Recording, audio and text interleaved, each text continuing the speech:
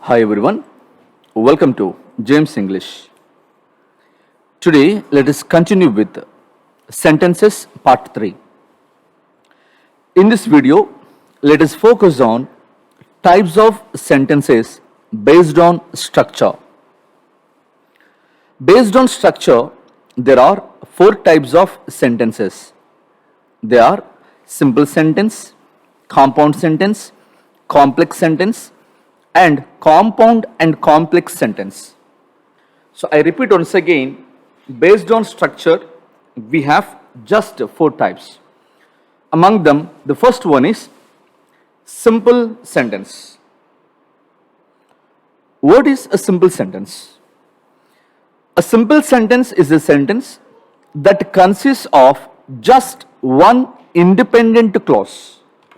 I repeat, it consists of just one independent clauses, and we can also call it as a main clause or a principal clause. Please look at the example. Ramu is a clever boy. When you read this example completely, how many clauses are there? Yes, I am very sure there is just one clause, that is one independent clause. A sentence with one independent clause is known as a simple sentence. Second example, Radha likes roses. Radha likes roses. The children are playing in the garden. Virat plays cricket. Virat plays cricket. So whenever we say a sentence with just one independent clause or one main clause or one principal clause is known as a simple sentence. Is it clear? Right. Now let me extend the definition of a simple sentence. Sometimes a simple sentence may also contain one phrase in it. In a simple sentence, along with one main clause, sometimes you might or you may find one phrase in it. For example, the sun rises in the east. Here, in the east is a phrase. So a sentence with one phrase, we can also call it as a simple sentence. The birds fly in the sky. Here, in the sky is a phrase. The fish swim in the water. The fish swim in the water. Here, in the water is a phrase. There is a cat under the table.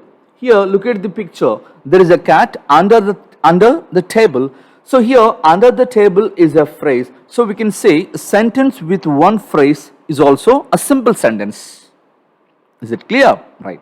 Let's continue to extend the definition of a simple sentence. Sometimes a simple sentence can also contain a non-finite clause. It can also contain a non-finite clause. By the way, what is a non-finite clause? What is a non-finite clause? Remember, a non-finite clause is a group of words. It gives some meaning. It contains a non-finite verb, but it has no subject. I repeat, a non-finite clause refers to a group of words, gives some meaning, contains a non-finite verb, it has no subject in it. I can give you more light on this non-finite clause with a few examples. Please read. In spite of playing well, she lost the match. Here, if we underline the part in spite of playing well, are they group of words? Yes. Do they give some meaning? Yes. Is there any non-finite verb in it? Yes, there is a non-finite verb here. But is the subject here? No, absolutely we have no subject here. And those clauses are known as non-finite clauses. Non-finite clauses play very important role, especially in DSC exam, because so we have questions in DSC exam how to identify non-finite clauses. Right? Look at the second example. On account of his laziness, he lost the job. Here, on account of his laziness is called a non-finite clause. Now come back to what is a simple sentence. Sometimes a simple sentence may also contain a non-finite clause. Please observe the following examples. Jumping on his horse, the farmer rode to the market. Now people may mistake that there are two clauses here.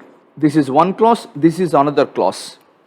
The farmer rode to the market. Just imagine we're talking about the second part. The farmer rode to the market. The farmer is a subject. Rode is a verb. Market is an object. What is a clause? A clause is a group of words which consists of a subject and verb. Now let us imagine jumping on his horse is also a clause. Okay. Okay, what is the verb here? Okay, let's imagine jumping is a verb. Then what about subject? A clause must have a subject, right? So here we have no subject, but we have a verb form.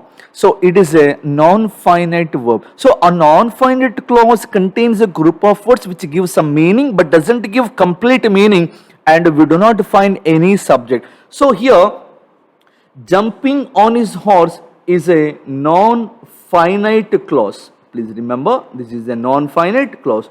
So this is the non-finite clause and the rest of the part is a main clause. So such kind of sentences are known as a simple sentence. Am I clear? Right. Let me give you another example. In spite of working hard, he failed in the exam. Here, in spite of working hard, some people may feel that this is a dependent clause. Remember, this is not a dependent clause. When you say dependent clause, there must be a subject. Am I right? Yes, there must be a subject. But in this group of words, in spite of working hard, I do not see any subject. Is it clear? Hence, such kind of group of words are known as a non-finite clause. A sentence with one non-finite clause is also known as a simple sentence. So please remember, people often believe that a simple sentence is very simple because it consists of just one main clause. But I am trying to give you more than one reasons. A simple sentence consists not just one independent clause. Sometimes there may be a phrase in it. Sometimes there may be a non-finite clause in it. Is it clear? Let me continue with another example. Leading the movement, Wangari Maathai won the Nobel Prize. Here, leading the movement is a non-finite clause. Hence, we can say that this is absolutely a simple sentence. Okay, having learned what is a simple sentence, now let us move on to compound sentence. What is compound? The word compound refers to combination of two. I repeat, the word compound refers to combination of two or more words. Now, what is a compound sentence? A sentence which consists of two or main clauses combined with coordinate conjunction is called a compound sentence. I repeat, there must be two or more main clauses connected with a coordinate conjunction. Now, here we have a technique. It is easy to find out a compound sentence if you are able to identify coordinate conjunctions. See here, I have given you the list of coordinate conjunctions and we have a technique or a code here, fan boys. So fan boys. So fan boys. So please look at. See, fan boys. So F stands for, A stands for and, N stands for nor, B stands for but, O stands for or, Y stands for yet, and S stands for so. And these conjunctions are known as the coordinate conjunctions. Along with this code, that is a fan boys, we have also a group of other coordinate conjunctions such as neither nor, either or, not only but also, both and, as well as. These are all known as a coordinate conjunctions. When two main clauses connected with a coordinate conjunction and we can call it as a compound sentence. Can I give you some examples? Yes. Look at the first example. John suffers from asthma but attends school regularly. Here, John suffers from asthma is a complete statement, or it gives you complete meaning, and we can say that this is a main clause. He attends the school regularly, and this is also a main clause. And these two main clauses are connected with a coordinate conjunction but, and this is known as compound sentence. Second example. We like the songs and they like games. Here, we like the songs is a main clause. They like games is also a main clause. And these two main clauses are connected with a coordinate conjunction, and it is known as compound sentence. Look at the third and fourth examples. Arun plays not only cricket but also volleyball. Here, the very minute when you happen to notice the not only but also, this is known as a compound sentence. Last example. I have visited both the Taj Mahal and the Charminar. Here, both and is a coordinate conjunction. So hence we can say that, so two main clauses connected with a coordinate conjunction is known as a compound sentence. Is it clear? Right. Now let us move on to complex sentence. Complex. The very word complex refers to not just one main clause, but it refers to a sentence. Please remember, a sentence which consists of one main clause and one or more subordinate clauses combined with subordinate conjunctions. In the compound sentence, we spoke about coordinate conjunction. But here, we're talking about subordinate conjunction. I'm very sure some of you wanted to know how many subordinate conjunctions are there. In fact, we have so many subordinate conjunctions, but I have the privilege to give you some of the subordinate conjunctions here. Can you please observe these? Yes. Subordinate conjunctions. When, while, wherever, whereas, as, still, if, until, before, after, since, as soon as, no sooner than, scarcely then, hardly when, in order that, so that, though, even though, etc. are known as subordinate conjunctions. I repeat the definition of a complex sentence. It is a sentence which consists of one main clause and one or more subordinate clauses connected with a subordinate conjunctions. Let me give you a few examples. If you play well, you will win the match. Observe the following example. If you play well. If you play well is a subordinate clause, or it is also known as a dependent clause, because it doesn't give you complete meaning. To have complete meaning, these group of words depend on these group of words. But what about the other part of the sentence? You will win the match. You will win the match is a main clause. So put together, we can say that this is a complex sentence. While we were playing cricket, it rained yesterday. While we were playing cricket, it rained yesterday. Here, while we were playing cricket is a dependent clause. It rained yesterday is a main clause. Hence, a dependent clause plus one main clause is equal to complex sentence. As I said earlier, sometimes there may be more than one dependent clause. Would you like to observe? Now, please observe the following example carefully here. I would like to make some amendments here. While we were playing cricket, while they were singing songs, while they were dancing, it rained yesterday. While we were playing cricket, subordinate clause. While they were singing, subordinate clause. While they were dancing, subordinate clause. It rained yesterday, one independent clause. So friends, we can conclude a complex gives you one main clause along with one or more dependent clauses combined with subordinate conjunctions. Is it clear? Very good. Now let us move on to the most important sentence, that is a compound and complex sentence. Very few students are familiar with a compound and complex sentence.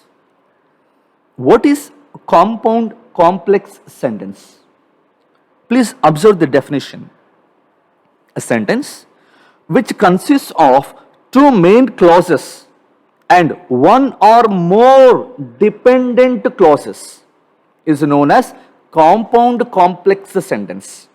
Here we have two main clauses. The criteria is very simple. We should have two main clauses and one or more dependent clauses, and such sentences are known as compound complex sentence. I'll give you more clarity with the help of few examples. Observe the following examples. If the storm passes is a dependent clause. Is it clear? This is a dependent clause. I will go out is a main clause, and I will buy some beautiful flowers, and this is also a main clause. So now, as for the rule, how many main clauses supposed to be there? There must be two main clauses.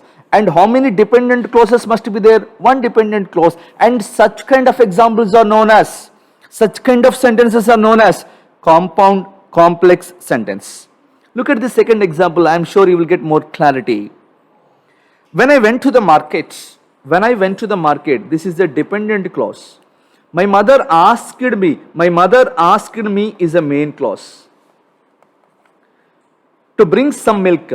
So I'll continue from here. My mother asked me, please listen. When I went to the market, this is a dependent clause. My mother asked me to bring some milk. This is a main clause. This is a main clause. Okay. But I didn't have enough money. And this is also another main clause. So two main clauses connected with one dependent clause is a compound sentence. I would like to give you one more example. I hope this gives you complete clarity. Even if the child is hungry is a dependent clause or a subordinate clause. He may not eat rice is a main clause, but he will always eat an ice cream. This is a main clause. So a combination of two main clauses connected with one dependent clause is known as compound complex sentence. Is it clear? Right. Having learned what is simple, what is compound, what is a complex, and what is the compound complex, now it's question time. Are you ready to test your knowledge? Yes. Identify the following sentences. Here we have a few questions, a few sentences. I would like you to listen to my voice and identify the types of the sentences. Are you ready? Shall we begin? Right.